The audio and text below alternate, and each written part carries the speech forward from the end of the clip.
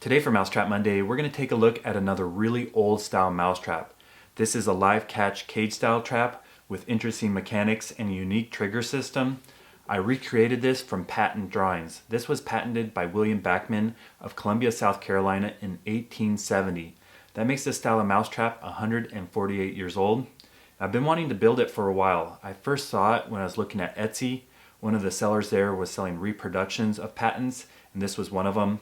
Also, I was recently contacted by a 17-year-old from Germany named Daniel who made this trap and was willing to send me his. He caught mice in it.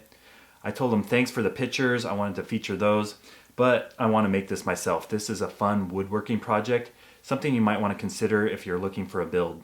Now the way it works is pretty self-explanatory. This goes back and the door goes up. When the mouse goes in, it will release, go down and get caught.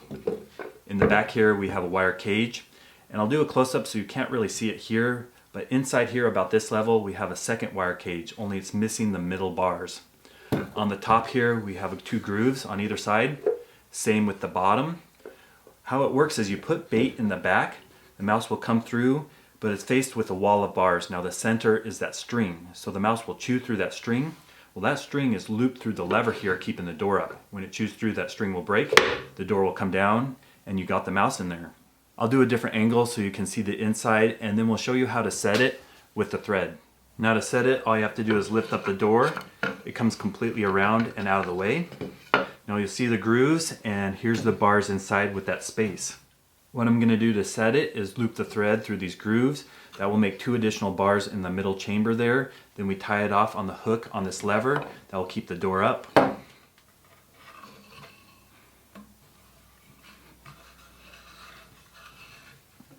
There, that will give the mouse a path to go through. Flip the door around, put it back into the grooves.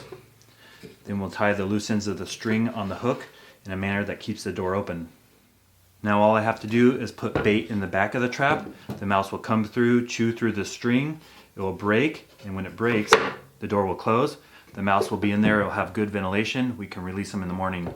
Now usually I test these out with my pet mice, but they're well fed and they don't like chewing through string. So what I'm going to do is go set this up in the barn with motion cameras, try to get some wild mice in our 1870 mousetrap.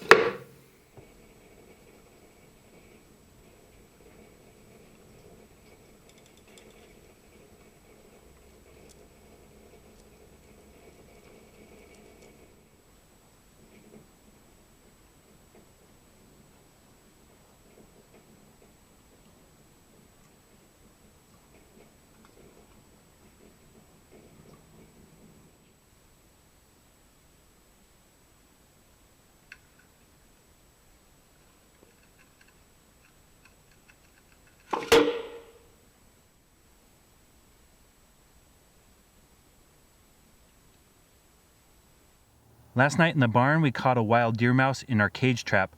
I put a Cheerio on the string to give him something to chew on. He went in there, chewed right through that trigger string, the door went down and he got caught. He's been there all night and he seems to be doing pretty well. Since this is a live catch cage trap, let's open up the door and let him go.